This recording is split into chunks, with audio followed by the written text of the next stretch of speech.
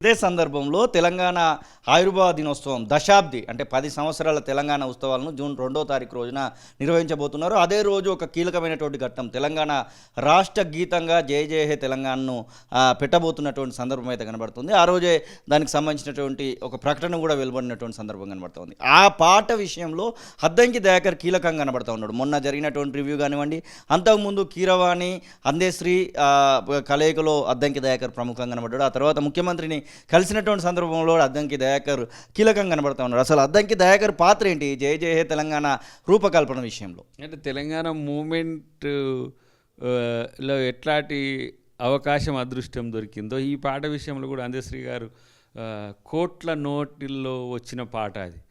దాన్ని సరే నేను మన సినిమాకు కీరవాణి గారు మ్యూజిక్ అందించడం వల్ల ఆ మ్యూజిక్ పరిచయం ఉంది కాబట్టి దయాకర్ దాన్ని కోఆర్డినేట్ చేస్తారనేది న్యాచురల్గా తెలంగాణ మూమెంట్తో ఇంటర్లింక్ ఉంది కాబట్టి అందశ్రీ గారు కూడా దయాకర్ కోఆర్డినేట్స్ చేస్తే బాగుంటుందని వారు కోరుకోవడం వల్ల ఆ అవకాశం అదృష్టం దొరికిందని నేను అనుకుంటే 100 ఏండ్ల చరిత్ర ఉండే పాట అది. ఎందుకంటే కోట్ల మంది వాడిన పాట రాకున్నా హమ్ చేసుకుంటా ఏది జనగణమన ఎట్లనో వందే మాత్రం ఎట్లనో తెలంగాణ మూమెంట్లో ఇది ఒకటి అమరులార వందనం అనే పాట ఇవి అందరం కూడా జేఏసీ నాయకత్వం అంతా కూడా పాడింది స్టేజ్ల మీద ప్రజలు పాడుతున్నప్పుడు. సో అలాంటి దాన్ని రాష్ట్రగీతంగా మార్చాల్సిన అవసరం, రాష్ట్రగీతంగా గౌరవించాల్సిన అవసరం ఉండే గత ప్రభుత్వానికి. అది రేవంత్ రెడ్డి గారు ఇమ్మీడియట్గా రాగానే దాన్ని క్యాబినెట్లో డిసిషన్ తీసుకోవడం రాష్ట్రగీతంగా దాన్ని ఏ విధంగా చేస్తే బాగుంటుందనే దాని విషయంలో కూడా ముందు రోజు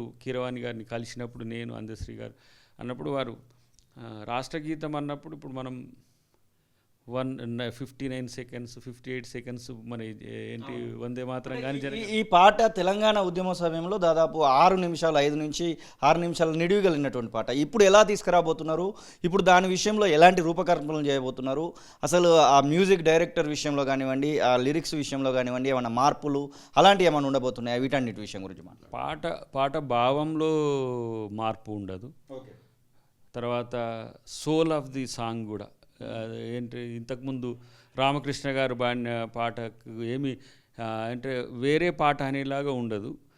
మొత్తం ఫార్మేట్ను జాతీయ మన రాష్ట్రగీతంగా డిక్లేర్ చేస్తున్నాం మొత్తం పాటను. అది 12 నిమిషాలు వస్తుందా 15 నిమిషాలు వస్తుందా అనేది ఒక ఫార్మేట్. అది దాంట్లో ముఖ్యమైన కొన్ని అంశాలని తీసుకొని ఒక 5 నుంచి 6 నిమిషాలు 7 నిమిషాలు వచ్చేది. అది అందశ్రీ గారి డిస్క్రిప్షన్ వారు కీరవాణి గారు వారు కలిసి ఏ అంశాలు ఉంటే బాగుంటుంది అనేది వాళ్ళ ఇష్టానుసారం చేస్తారు. కానీ 1 to 1.5 minute వరకు మాత్రం మేజర్ మనం ఎవ్రీ అఫీషియల్ పార్ట్ సంగీతం వరకు కీరవాణి కనబడతా ఉన్నారు. అలాగే లిరిక్స్ ఆల్రెడీ కనబడతా ఉన్నాయి. దానికి సంబంధించి ప్రభుత్వమే రూపొందిస్తుంది కాబట్టి పెద్దగా ప్రొడ్యూసర్ గురించి ఆలోచించాల్సినటువంటి అవసరం లేదు. సింగర్ ఎవరైనటువంటి ఒక ప్రశ్న కూడా తలెత్తుంది. కీరవాణి పాడుతున్నారా లేకపోతే ఇంకెవరినైనా పిలిపిస్తున్నారా? శంకర్ మహాదేవన్ లాంటి కొన్ని పేర్లు కూడా వినబడుతున్నటువంటి సందర్భం కనబడుతూ ఉంది. ఒక రకంగా చెప్పాలంటే ఈ పాట గురించి డీప్ చర్చ మాత్రం జరుగుతున్నటువంటి సందర్భం. అది పూర్తిగా అందశ్రీ గారి యొక్క నిర్ణయమే. ఎందుకంటే పాట వారిది, బాణీ వారిది, గాత్రం వారి రూపంలోనే ఉంటుంది. గాయకుడు కూడా వారు గౌరవించిన దాంట్లో అంటే ఆప్షన్స్లో చాలా మంది ఉన్నారు. మరి వారు ఇప్పుడు శంకర్ మహాదేవన్ గారు కానీ మన సుఖ్వీందర్ సింగ్ గారు కానీ ఇట్లా మేజర్ వాయిస్ హై వాయిస్ ఉండేది. అంటే అందశ్రీ గారి వాయిస్ చాలా హై పిచ్లో ఉంటుంది.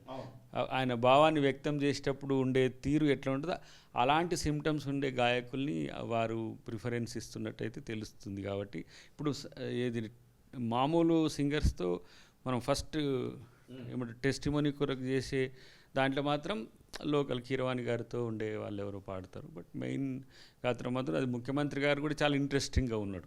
అసలైన తొలి వెలుగు. ఫాలో వాట్సాప్ @తొలి వెలుగు అఫీషియల్.